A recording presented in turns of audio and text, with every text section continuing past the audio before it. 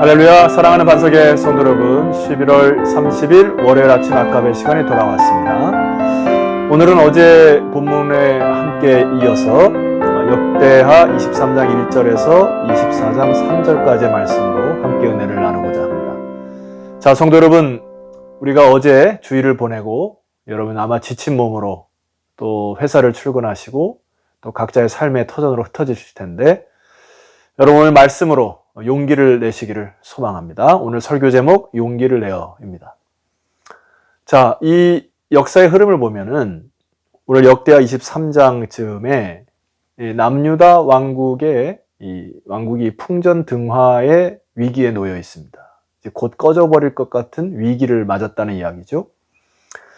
22장 10절 말씀 보시면 좋겠습니다. 아하시아의 어머니 아달랴가 자기의 아들이 죽은 것을 보고 일어나 유다 집의 왕국의 씨를 모두 진멸하였으나 악한 영 사단이 아달랴를 부추겨서 하나님의 나라의 언약을 깨뜨리고 그리고 그들의 하나님의 언약 나라를 무너뜨리려고 하는 계획들이 집행되고 있음을 봅니다. 그래서 겉으로 보기에는 이러다가 모두가 다 끝이 나는 것은 아닌가 이렇게 생각될 수 있어요. 우리가 인생도 마찬가지죠. 믿음으로 잘 살아가는데 어느 순간 내 생각대로 잘 되지도 않고 모든 일이 꼬이는 경우가 있고, 또 어떨 때는 정말 하나님이 살아계시는가, 왜 이 고통을 가만히 놔두시는가, 그리고 왜 악한 자들을 하나님이 진멸하지 아니하시고 계속 지켜보시는가, 꼬리에 꼬리를 무는 의문점들이 여러분에게 있을 것입니다. 그런데 바로 이러한 상황이 어쩌면 이 포로기 이후에 돌아온 재건 공동체의 질문이었을 가능성이 높습니다. 도대체 하나님은 우리 민족을 사랑하시는가? 우리 민족은 앞으로 어떻게 일어서야 하는가? 그런데 이 에스라 선지자가 이들에게 이러한 상황 속에서 우리가 바라보고 붙들어야 할 메시지가 있다고 그렇게 얘기하고 있는 것입니다. 최근에 며칠 동안 이 역대하를 쭉 살펴보면서 주춧돌과 같은 구절이 저는 역대하 21장 7절 말씀이라 생각합니다. 다시 한번 읽어드리겠습니다. 여호와께서 다윗의 집을 멸하기를 즐겨하지 아니하셨음은 이전에 다윗과 더불어 언약을 세우시고 또 다윗과 그의 자손에게 항상 등불을 주겠다고 말씀하셨음이더라. 하나님께서 언약을 세우셨으면 그 언약은 끝까지 간다는 이야기예요. 그리고 그 말이 다윗과 그의 자손에게 항상 등불을 주겠다는 메시지는 뭐죠? 꺼질 듯 보이지만은 결단코 꺼지지 않은 등불을 하나님이 주도하고 계신다는 것을 믿어야 한다는 것입니다. 여러분, 그런데 이 남유다의 역사, 또 성경의 역사를 보면 단순히 우리가 하나님을 아는 것으로 믿는 수준으로 끝나서는 안 됩니다. 왜냐하면 예수님께서 복음서에 많은 귀신들을 쫓아낼 때에도 귀신들도 그리스도를 알아요. 자, 예를 들어서 누가복음 4장 41절을 말씀 보시게 되면 예수님이 귀신을 쫓아낸 이후에 여러 사람에게서 귀신들이 나가며 소리질러 이르되 당신은 하나님의 아들입니다. 정확하게 알아요. 예수께서 꾸짖으사 그들이 말하면 허락지 아니하시니 이는 자기를 그리스도인 줄 알미니라. 그리스도인 줄도 안다. 즉 구세주임도 마귀도 사단도 귀신도 다 알아요. 단순히 우리가 하나님을 아는 수준으로 하나님의 존재를 믿는 수준으로 머물러서는 안 된다는 이야기입니다. 자, 오늘 그러면 우리는 어떠한 믿음으로 또 어떠한 성숙된 믿음으로 나아가야 될까요? 우리에게 무엇이 필요할까요? 에스라는 오늘 여호야다라는 인물을 통해서 우리에게 던지는 메시지가 분명히 있습니다. 자, 23장 1절 초반절 말씀 보시게 되면 제7년에 여호야다가 용기를 내어, 여호야다라는 제사장이 지금 뭘 냈다고요? 용기를 내었다. 여러분, 이것이 어떻게 들립니까? 하나님은 역사하실 때 바로 이 여호야다는 반응하고 순종하기 시작했다. 여러분, 여기까지 가셔야 되는 것입니다. 이 자기의 역할을 잘 아는 것이 중요합니다. 여러분, 우리가 토요일과 금요일 날 계속 살펴봤듯이 왕의 딸 여호사부앗 기억하십니까? 바로 이 여호사부앗은 여호야다의 부인이었어요. 그리고 여호야다는 남편이었는데 이 여호사밧이 용기를 내어 요아스를 왕자들이 죽임을 당하는 중에서 몰래 빼내어 그와 그의 유모를 숨기는 일에 용기를 낸 것입니다. 이게 바로 믿음의 반응이고 믿음의 역할이고 자기가 맡은 일에 대한 충성과 헌신으로 하나님의 나라가 이루어짐을 여러분 보셔야 합니다.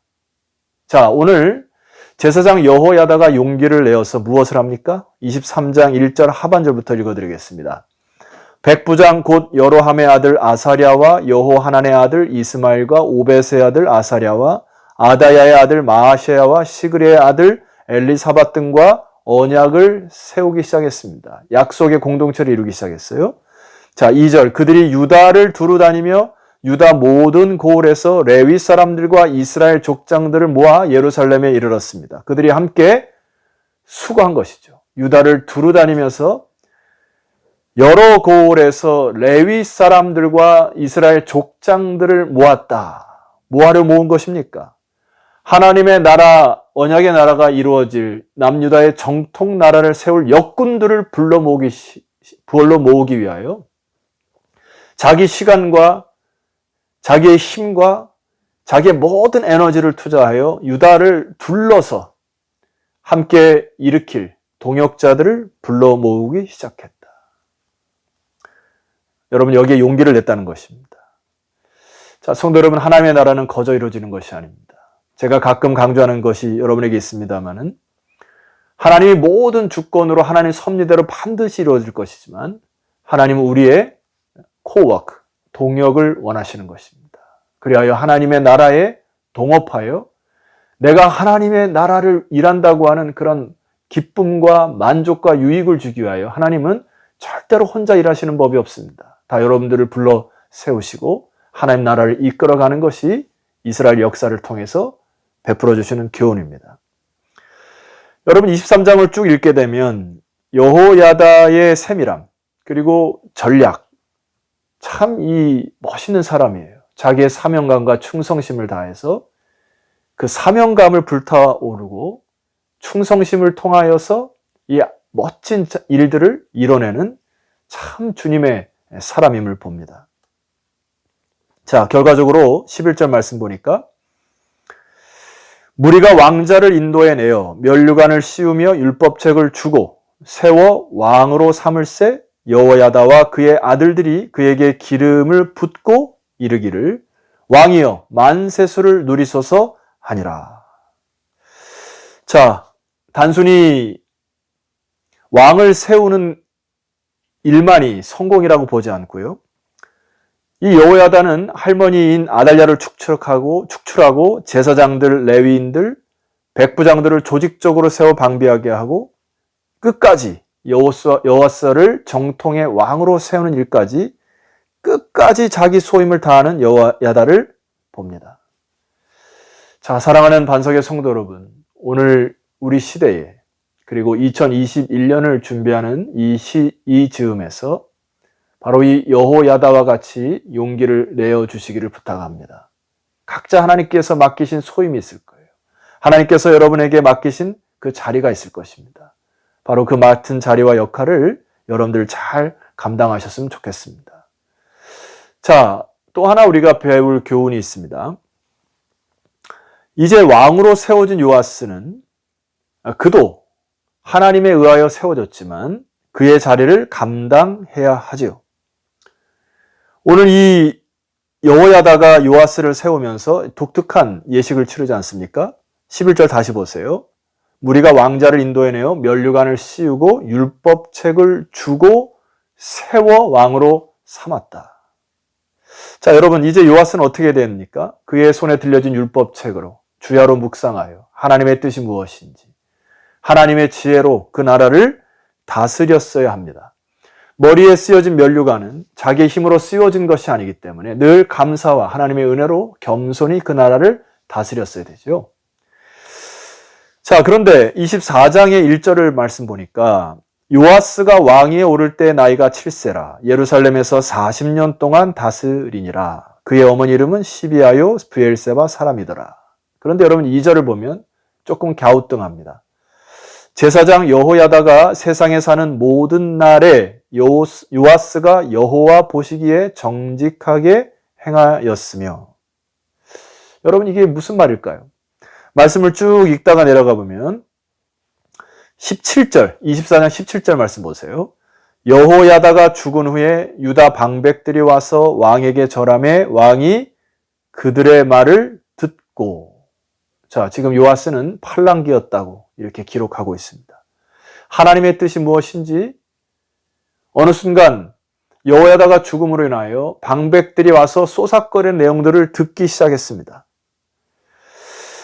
여러분, 참 이 부분을 조심하셔야 됩니다.